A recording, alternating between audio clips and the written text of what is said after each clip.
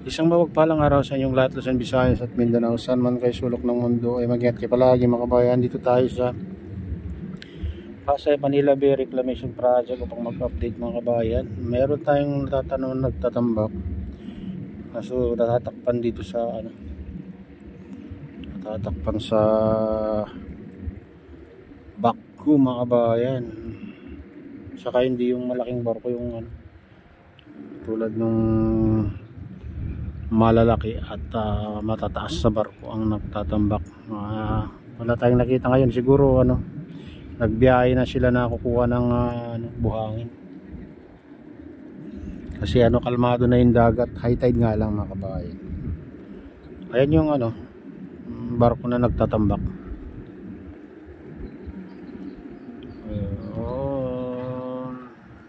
Ayan, sa atin.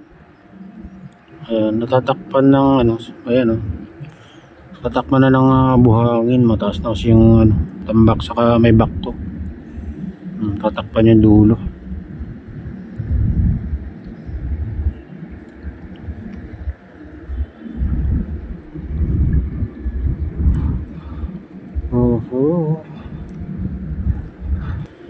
Diyan naman yung malaking island mga kabayan. Ayan ang pinakamalaki.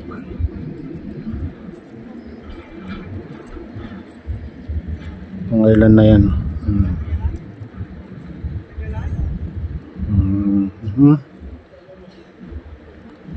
Makita mo na lang sa mga kabayan, mga building na lang doon sa Manila Bay Walk, Dolomite Beach. Hindi mo na makita yung dagat. Natas na kasi yan. Sipin nyo hanggang doon, sa likod ng CCP o Sofitel Hotel. Ayan, likod ng Lime Resort and Hotel. Ayan, ayan.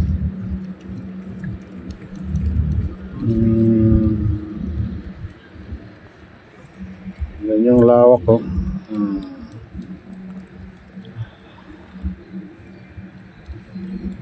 Ang doon sa kalagitnaan mga kabayan, puro buhangin na yan, maladisyerto na yan.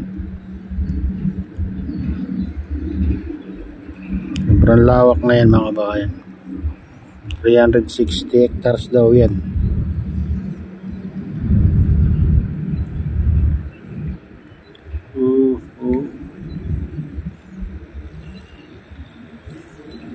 Bali yata yan, 3 island mayroon doon sa gitna.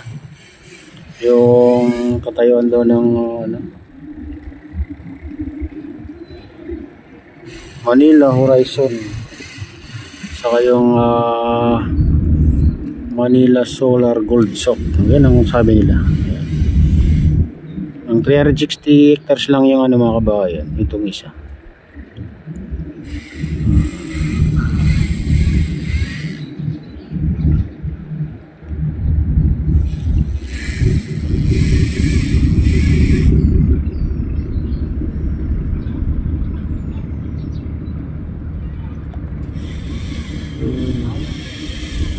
Mukhang na dito mga kabayan, mukhang sarado na dyan.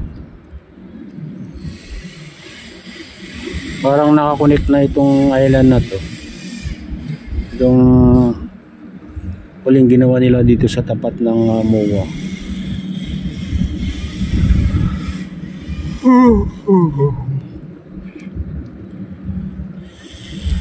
Ay, nagbubuhos dun mga kabayan na dredging vessel. Silipin natin. Nagbubuhos dun, kaso ang layo. Tingnan natin kung maabot natin. Ayun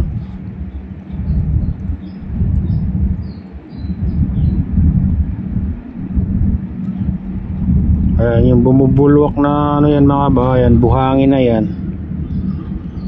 May tubig yan na dulo ng yan, dulo ng dredging vessel mga kabayan. Ayun yung dredging vessel, yun yung dulo ng parang poste may orange sa taas. Ayun yung dredging vessel na nakakonect dyan.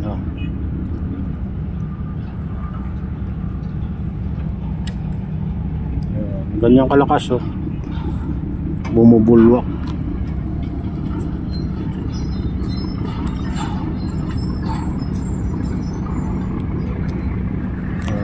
bumubulwak yung buhangin.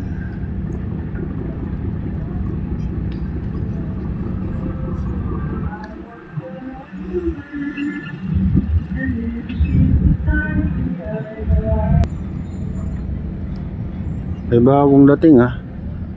Enero, hindi ko alam kung saan naman magtatambak yan. Bagong dating. Ayan, tingnan nyo natin. Ay, saan ba yan? Ang nakita lang natin, bridge lang, malayo pa. Ayan yung pati na dun.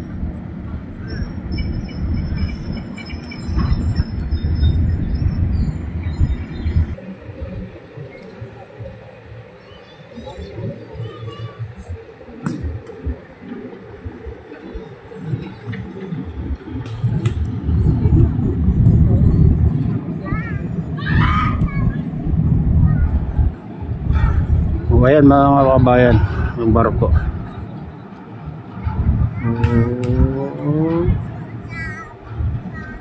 Ayan yung tatambak. Medyo malayo dito, nasa gitna mga kabayan. Kabilang ano yan, kabila ng island. Ayan naman yung bagong dating ha. Punong-puno yung ano, lubog na lubog mga kabayan. Siguro puno ng buhangin. Ayan.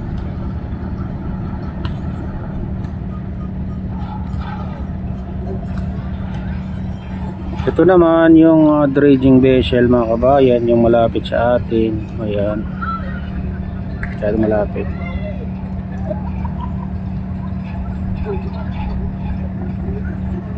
Ayan.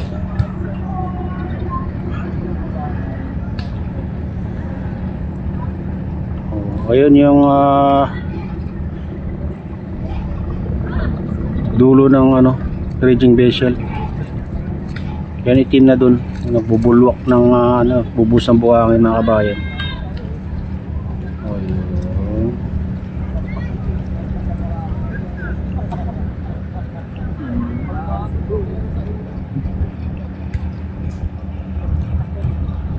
Ayan, dito tayo. Ayan mga kabayan, ito na yung latest update dito sa Pasay Manila Bay Reclamation Project. At shoutout nga pala sa lahat ng OFW, mga immigrant sa buong bansa. Shoutout sa inyong lahat. Shoutout din sa lahat ng vloggers. Shoutout din sa lahat ng sumusuporta sa aking YouTube channel. Sana hindi kayo magsawang suporta. Shoutout din sa lahat ng viewers, mga nag-like, silent subscribers, silent viewers. Ayan, may loud shoutout sa inyong lahat. Shoutout din kay Kuya Ayo, kay Atilin, kay Kuya Rick, sa aking misis, sa utol ko dyan na si Nestor sa Nalulaway. Ayan, shoutout sa inyong lahat. Shoutout din sa lahat ng